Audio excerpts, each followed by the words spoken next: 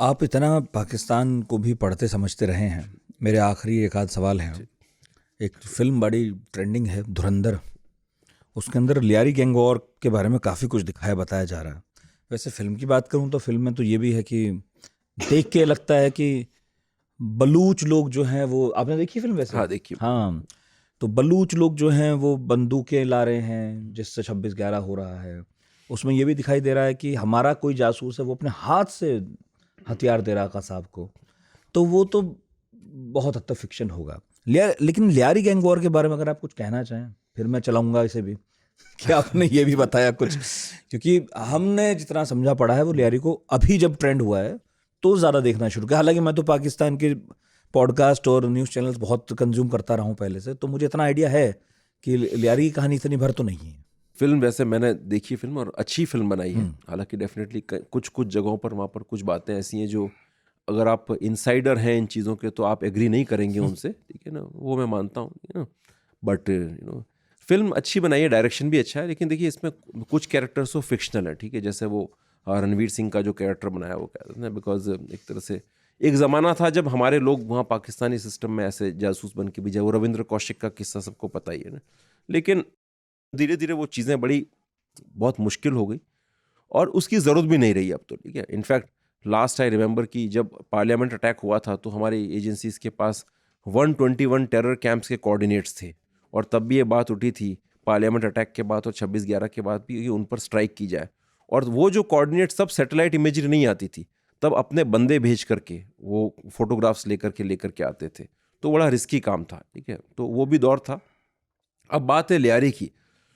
Karachi is a modern city, एक port city के रूप में डेवलप हुआ और लियारी भी एक, जैसे आमतौर पर कोई भी पोर्ट के आसपास का एरिया जो होता है तो उस तरह से वहाँ पर डेवलप हुआ। और वहाँ पर मिक्स पॉपुलेशन थी एक ज़माने के अंदर, तो सिंधी भी थे, पारसी भी थे, हिंदू भी थे और काफ़ी सारे बलोची वहाँ पर आकर के सेटल हो गए थे। मकरानी बलोची मोस्टली, जो कोस्टल बलोची थे वो वहाँ पर आकर के जॉब्स के लिए सेटल, जैसे बॉम्बे का जिस तरह से डेवलपमेंट हो ना, आप उसी तरह का एक पैरेलल ड्रॉ कर सकते हैं। वो तो बॉम्बे में शुरुआत में जो, तो हाँ पाकिस्तान की राजधानी थी, तो हाँ, बहुत सारे लोग यस नौकरी के लिए इसके यस लिए बहुत आ जाते थे। आए थे। तो जैसे बम्बई के अंदर ये डोंगरी वोंगरी और ये सारे जो एरियाज है ना, उस टाइप का इस एरिया का एवोल्यूशन हुआ। बेरोजगारी थी, नौकरियां थी नहीं, तो टिपिकल गैंग वॉर जैसे एमर्ज होता है उसमें वहाँ पर वो इसके ट्रेसेस तो 60s से ही नजर आने लग गए थे, क्या है ना। और फिर जैसे कराची और मुंबई में काफ़ी सिमिलैरिटी है वैसे आप देखें तो, कई सारी जैसे लाहौर और दिल्ली के अंदर है, उस तरह से आपको कराची मुंबई में वो सिमिलैरिटी मिलेगी, ठीक है। लाहौर दिल्ली या अमृतसर लाहौर? अमृतसर लाहौर मान लें, लेकिन अगर आपका आप जाना मॉडल हुआ है कहीं पाकिस्तान? पाकिस्तान तो मैं जा नहीं सकता बिकॉज अब तो नहीं आ सकते, कभी पहले? पहले अब मैं उसके बारे में मैं क्या ही कहूँ आपको। आईएसआई एक बहुत ही काबिल इंटेलिजेंस एजेंसी है। मैं यहाँ से मतलब अगर किसी को लगता है कि मैं उनकी तारीफ कर रहा हूँ तो बेशक मैं उनकी तारीफ कर रहा हूँ इधर हाँ, से। जो और है सो वो है। अपने काम में बड़े माहिरात हासिल किए हुए, बड़े स्मार्ट लोग हैं और बड़े पैशन के साथ काम करते हैं। तो इसलिए मैं बिल्कुल नहीं जाना चाहूँगा, क्या है ना, वो कहाँ क्या क्या चीज़ें ट्रैक करते हैं हमें पता नहीं। ये सारे पॉडकास्ट वगैरह वो ट्रैक करते हैं, सब मैं आपको करते बता रहा हूँ एक एक चीज़ क्या है। और इसमें से अपने काम भर की चीज़ें निकाल करके रिपोर्ट्स भी बनाते हैं, ऊपर भेजते भी हैं, सब कुछ करते हैं वो। तब लियारी में ये सारी गैंग्स आपकी 60s से डेवलप होने लगी। वहाँ पर पहले वो क्या क्या नाम चलते थे, दाद मोहम्मद और शेर मोहम्मद और सारे इस तरह के। तब तो आई थिंक मेरे ख्याल से एक छोटे मोटे लेवल पर ही चीज़ें चल रही थी। उसके बाद फिर ये नए फिगर्स आने लगे, हाजी लालू, और फिर उसके बेटे भी था कोई नाम बड़े इंटरेस्टिंग है एक तो इनके, क्या, अरशद पप्पू और अरशद पप्पू, यासिर अराफात। लोग उधर कई बार जुबैर यासिर है। अराफात को उस यासिर अराफात से कंपेयर अरे कर अरे लेते अरे हैं, ठीक है। तो ये सारे आने लगे। फिर अब वो बलोच जो थे ना वहाँ पर, देखिए लोगों को थोड़ा सा ही कन्फ्यूजन होता है कि ये जो बलोच है ये ओरिजिनल बलोचिस्तानी मूवमेंट से, ऐसा नहीं है। ये बलोच बहुत पहले आकर के वहाँ पर सेटल हो गए थे। और ये जो रहमान डकैत का जो फिगर बताया है इसमें, ये वहाँ पर उनका एक फादर फिगर टाइप का था। और तो उस एरिया के जो बलोच थे वो डेफिनेटली इसको बड़ा मानते थे, तो सरदार अब्दुल रहमान बलोच और ये, और इनके और वो पप्पू गैंग के बीच में बड़ी लंबी जंग चली। और जैसा इस फिल्म में बताया कि जैसा मतलब यही सब कुछ कर रहा था, अरशद पप्पू वगैरह कुछ नहीं थे, लेकिन ऐसा नहीं है।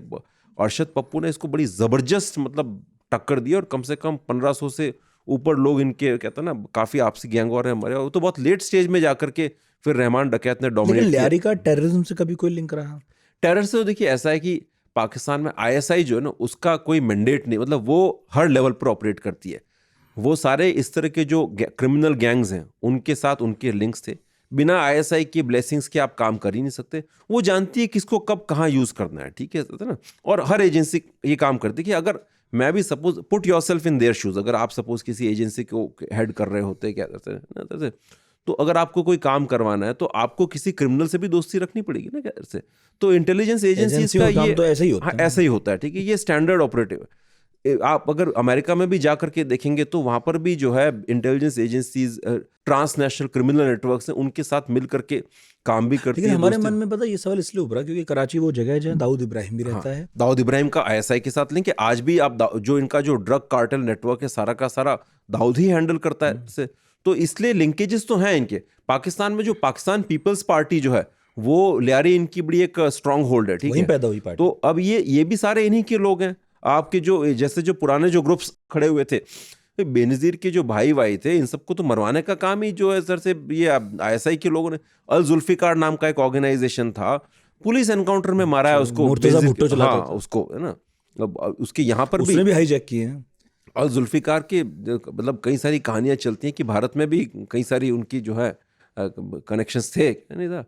तो इसलिए आईएसआई तो वहाँ पर हर लेवल पर, हर जर्रे जर्रे पर इन्वॉल्व है। और मैं इसी को मैं एक इंटेलिजेंस एजेंसीज की मतलब कहते हैं ना उसकी दक्षता और उसकी कामयाबी मानता हूँ मैं, क्या है ना, क्योंकि उसका कोई मैंडेट नहीं होता, वो एक ब्यूरोक्रेटिक तरीके से काम नहीं कर सकते। अपने काम में किसे कैसे यूज कर लो।